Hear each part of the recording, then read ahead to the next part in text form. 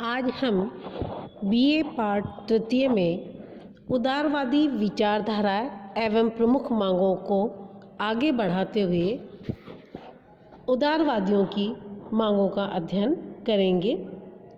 उदारवादियों का जो युग था, उस युग में उन्होंने प्रारंभ में ब्रिटिश सरकार को आवश्यक बताते हुए उसके अधीन रहकर कुछ मांगें उठाई और उन मांगों में प्रमुख थी प्रशासनिक सुधारों की मांग। बहुत सी मांगें प्रमुख थी। एक थी प्रशासनिक सुधार की मांग। राष्ट्रवादियों द्वारा प्रारंभिक काल से ही प्रशासन के अधीन सेवाओं के भारतीयकरण की मांग की गई, क्योंकि अंग्रेज अधिकारियों द्वारा प्राप्त वेतन का एक बड़ा हिस्सा अपने गृह देश इंग्लैंड भेज देते थे। विदित हो कि राष्ट्रवादियों ने इस प्रक्रिया को भारत से धन की निकासी के रूप में इंगित किया। दूसरी बात, भारत में ही प्रशासनिक पदों पर भारतीयों की ही अनुपस्थिति को अनैतिक बताया गया। आर्थिक दृष्टि से उच्चतर पदों यूरोपीय एकाधिकार दो कारणों से हानिकारक था। यूरोपीय लोगों को बहुत ऊंचे वेतन दिए जाते थे और इससे भारतीयों का प्रशासन बहुत खर्चीला हो जाता था, जबकि समान योग्यता वाले भारतीयों को कम वेतन पर रखा जा सकता था। यूरोपीय लोग अपने वेतन का एक बड़ा भाग भारत के बाहर भेज देते थे और उनको पेंशन भी इंग्लैंड से ही दी जाती थी। इससे भारत की संपत्ति का दोहन इंग्लैंड में ही दी जाती थी। इससे भारत की संपत्ति का दोहन बढ़ता चला गया। राजनीतिक दृष्टि से राष्ट्रवादियों का मत था कि इन सेवाओं का भारतीयकरण करके प्रशासन भारत की आवश्यकताओं के प्रति सजग होता। उनका मानना था कि भारतीय प्रशासकों को भारतीय समस्याओं का अधिक ज्ञान होने से वे बेहतर ढंग से प्रशासक हो सकते हैं। नैतिक दृष्टि से राष्ट्रवादियों का मानना था कि भारतीय प्रशासन भारतवासियों के द्वारा ही चलाया जाना चाहिए, अन्यथा उनका प्रशासनिक और सैनिक योग्यताएं उपयोग के बिना धीरे धीरे नष्ट हो जाएंगी और वे अपने ही देश में मात्र मजदूर बनकर रह जाएंगे। न्यायिक सुधार की मांग। राष्ट्रवादियों की मांग थी कि न्यायाधिकार कार्यकारी अधिकारों से पृथक किए जाएं, जिससे पुलिस और नौकरशाही के मनमाने अत्याचारों से जनता कुछ सुरक्षित महसूस करे।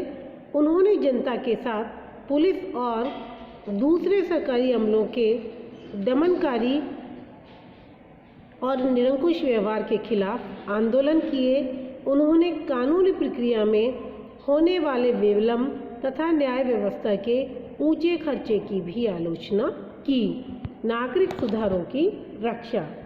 एडमंड बर्क ने प्रेस को लोकतंत्र का चौथा स्तंभ कहा है। प्रेस की स्वतंत्रता एवं अभिव्यक्ति की स्वतंत्रता आपस में एक दूसरों पर निर्भर होती है, जो कि किसी भी मानव समाज के स्वतंत्र विकास के लिए बहुत ज़रूरी है। नागरिक अधिकारों से संबंधित कुछ प्रमुख अवयव संगठन बनाने की स्वतंत्रता, एक स्थान से दूसरे स्थान पर विचरण करने की स्वतंत्रता, भाषण की स्वतंत्रता आदि है। 1897 में बाल गंगाधर तिलक की गिरफ्तारी पर उदारवादियों द्वारा भी इसका विरोध किया गया।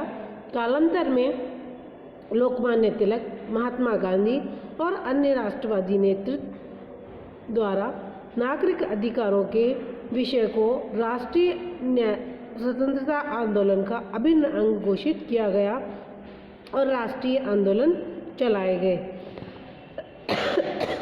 सरकार की नीतियों की आलोचना।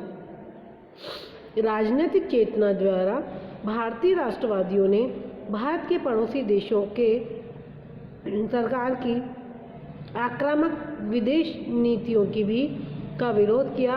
उन्होंने बर्मा के अधिग्रहण, अफगानिस्तान पर हमले तथा पश्चिमोत्तर भारत की आदिवासी जनता के दमन का भी विरोध किया और ये कहा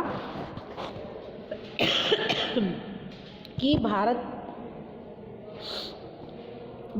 में भारतीयों को नेतृत्व करने का अधिकार होना चाहिए। वास्तव में हमारे जो उदारवादी नेता थे वे वक्त और परिस्थिति के अनुसार ब्रिटिश सरकार के समक्ष अपनी रणनीति या कह सकते हैं कूटनीति का इस्तेमाल करते हुए केवल स्वशासन की ही मांग कर रहे थे, वह भी ब्रिटिश सत्ता के अधीन। वे जानते थे कि भारत के स्वराज्य का जो नव पौध है उस पौध को अंग्रेज़ों के समक्ष, अंग्रेज़ों की क्रूर और निरंकुश चालों के समक्ष उस पौध को जीवित रखना है तो आरंभ में संभल कर और सचेत होकर कदम रखना होगा। इसीलिए उन्होंने केवल प्रशासन की आलोचना, प्रशासनिक पदों पर भारतीयों के भर्ती करने की या न्यायिक मांगों की मांग की। उन्होंने पूर्ण स्वराज्य का कदम उठाना उस समय उचित नहीं समझा, जिसकी और उनकी और अन्य मांगों की चर्चा हम आगे की कक्षा में करेंगे।